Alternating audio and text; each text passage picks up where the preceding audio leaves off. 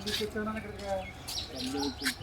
చేసుకో, మా జీవితాలు గట్ట ఏం పడలేదు. ఇప్పుడు నువ్వు రేషన్ వచ్చేవాడిని, అట్లా గొలగడానికి ఇచ్చేవాడిని. మీకు రేషన్ అయినంటే డబ్బులు వచ్చినా రాకుండా బయట 5 రూపాయలు ఉంటే కన్నా 6,000 ఇచ్చేసేవాడినా. అలా కాదన్నా, అప్పుడు అక్కడ రేషన్ కూడా వదిలే. నువ్వు ఒక రోజు 2 రోజులు అన్నావు, తీసుకొచ్చాను పిల్లలతో వదిలేసాను. వాళ్ళు తింటాక డబ్బులు డబ్బులు అంతే. నేను ఎక్కడైనా అప్పు చేద్దామంటే ఇది మనూరు అప్పు చేస్తాక అక్కడికి వెళ్ళాలి, మళ్ళీ అప్పు చేద్దామంటే ఇంటికి వెళ్తామంటే నాకే దిక్కుదేమన్నా లేదు. మేడం గారికి బాధలు దేశీ మేడం గారు చెప్తే సింపుల్గా ఒకే మాట అంటాను, రిజైన్ చేసి వెళ్ళిపోమాట అంటాను. అలా కదన్నా, రిజైన్ చేసాను. మీరు పడతారు, మీ ఇష్టం. అది మీ జీతాలు మీ అర్థం వచ్చే కదా. ఇప్పుడు తెలంగాణలో లేచు, ఆ గేదెలు లేచు, ఒక రోజు 2 రోజులు అన్నా. ఎవరు పక్కన గడ్డిపోయారు అని చెప్పి ఆ పాపానికి వచ్చి అక్కడ తెలంగాణలో లేచు, దోళ్ళలో లేచు, నువ్వు 800 రోజు ఇస్తాను రా అన్న. డబ్బులు ఇవ్వాలి కదా ఎన్నాళ్ళు ఇంకా. సరే వదిలే అన్న, డబ్బులు కూడా పక్కన పెట్టు. నాకు 3 పూటలు భోజనం పెడతాను, 2 పూటలు భోజనం టిఫిన్ పెడతావా?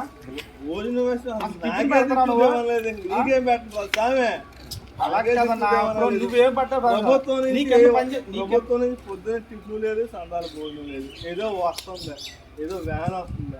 నేను ఎక్కడ ఉంటే అక్కడ వస్తున్నారంట, అక్కడ ఉంటే ఎక్కడ వస్తున్నారంట. అవన్నీ నాకు ఎందుకన్నా?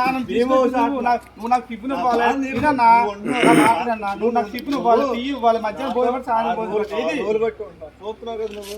ఇదిగో మనం బియ్యం వేసే కాడ ఉంటే ఎక్కిస్తున్నారు అంటున్నారు, పాలు కాడ కూరగాయలు కాడ ఎత్తున్నారు.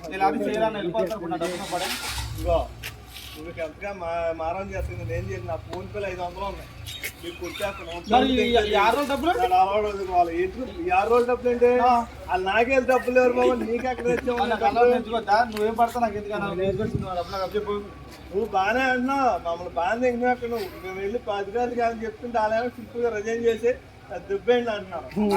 ఏం చేస్తున్నా బాగా నీకు? నువ్వు రిజైన్ చేసుకుంటావు, ఏం చేసుకుంటావు, నీ బాధ పడు. ఇంటికాడ చేస్తాం. ఇగో 3,000 సరిపోతా, 3,000